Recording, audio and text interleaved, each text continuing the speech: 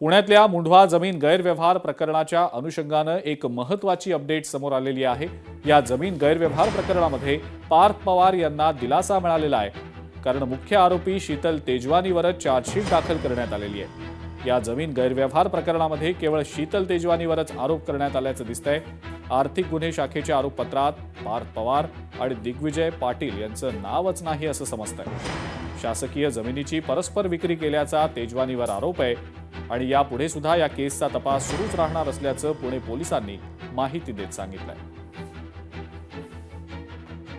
परंतु ज्या पद्धतीने दिग्विजय पाटलांना अटक करण्याची टाळाटाळ केली जात होती आणि पार्थ पवारांपर्यंत पोहोचायचा सुद्धा प्रयत्न केला जात नव्हता, त्या अनुषंगाने असं वाटत होतं की हे होणारच होतं, फक्त योग्य वेळेची वाट बघत होते। त्यामुळे कदाचित आता सगळेजण वेगवेगळ्या प्रकरणामध्ये गुंतलेले आहेत, कुणाचं लक्ष नाही असं बघून हे चार्जशीट फाईल केले असं वाटतं।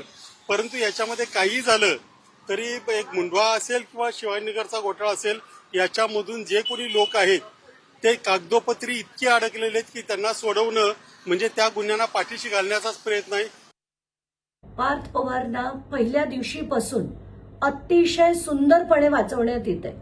त्याच्यात आपण बघितलं FIR मध्ये त्यांचं नाव नाहीये, खारगे समितीचा अहवाल आज तगायत दाखल नाहीये आणि प्रत्येक ठिकाणी त्याला वाचवण्याचा सरकार प्रयत्न करताना दिसते।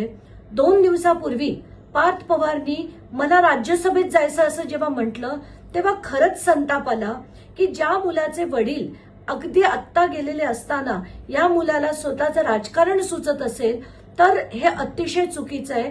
आणि असा व्यक्ती ज्यांनी 1800 कोटीची सरकारी जमीन लाटण्याचा व्यवहार केला आहे त्याला शिक्षा झाली पाहिजे। त्याला कुठच्याही प्रकारे राज्यसभेत मी जाऊ देणार नाहीये, त्याच्या विरुद्ध लढणार आहे। त्याची माहिती घ्यायला जेव्हा पोलिसांकडनं माहिती मिळाली, आता कळतंय की चार्जशीट सुद्धा EOWनी फक्त आणि फक्त शीतल तेजवानी विरुद्ध केली आहे। म्हणजे कारवाई केल्यासारखं दाखवण्यासाठी शीतल तेजवानी विरुद्ध चार्जशीट आहे, पण अमेडिया विरुद्ध, दिग्विजय विरुद्ध, पार्थ विरुद्ध कुठलीही कारवाई आज तगायत केलेली नाहीये। इन्क्वायरी चालू आहे असंच सांगण्यात येत आहे। याच्यावरनं राजकारणाची जी किळसवाणी घाण करून ठेवली आहे महाराष्ट्रात, ते आता सरळ म्हणजे दलालाचा अड्डा झाल्यासारखं महाराष्ट्र सध्या झालेलं आहे। लोकशाही मराठी ऐका, पहा, जागरूक रहा।